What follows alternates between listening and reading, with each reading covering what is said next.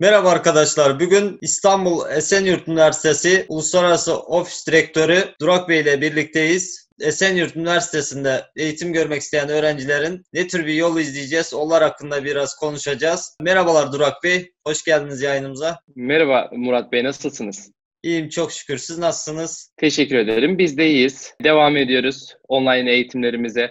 Yine aynı şekilde online başvurularımıza. Bugün elimizden geldiği kadar öğrencilerimizin süreçle ilgili merak ettikleri bilgileri onlara ulaştıracağız. Bizi bu fırsatı tanıdığınız için Atamurat Eğitim Danışmanlık Şirketi'ne çok teşekkür ediyorum. Rica ederim. İlk önce eğitimler nasıl devam ediyor? Bir altyapınız var mıydı? Üniversite etkilendi mi yani bu virüsten dolayı? İlk önce bu sorudan başlayalım. Evet Murat Bey, bu soruya öncelikle bir eğitimci gözüyle cevap vermek istiyorum. Çünkü ben aynı zamanda bir öğretmenim. Biz eğitimci ve öğretmenlerin bu süreçten en çok olumsuz etkilendiği şey asla uzak kalmak istemediğimiz eğitim kurumumuz ve öğrencilerimiz. Dolayısıyla bu süreç bizi eş zamanlı olarak hem üniversitemizden hem de öğrencilerimizden uzak tuttu. Süreçten en çok olumsuz etkilendiğimiz yön bu.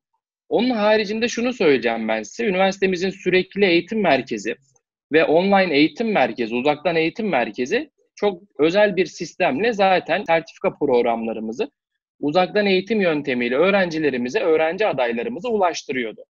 Şimdi bu Çin'de virüs çıktığı tarihten itibaren bizler biraz öngörülü davrandık ve örgün eğitimde devam eden 7.000 öğrencimizin üstündeki öğrencinin tamamının bilgilerini bu sisteme aktardık. Öncelikle bu sistem tamamıyla bir eğitim programı olduğu için öğrenciye diğer sistemlerden çok ciddi avantajlar sağlıyor.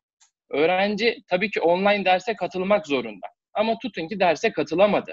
Ya da derste anlamadığı şeyler oldu. Dersi tekrardan dinlemek istediğinde bizim derslerimiz kayıt altında. Öğrenci dersi online takip edebildiği gibi tekrar etmek istediği zaman da bizim programımıza girip takip edebilecekti. Dolayısıyla Yükseköğretim Kurumu'nun online eğitime geçin talimatını verdiği günden itibaren biz sorunsuz bir şekilde eğitimimizi devam ettik. Derslerimiz takip altında, kontrol altında devam etmektedir.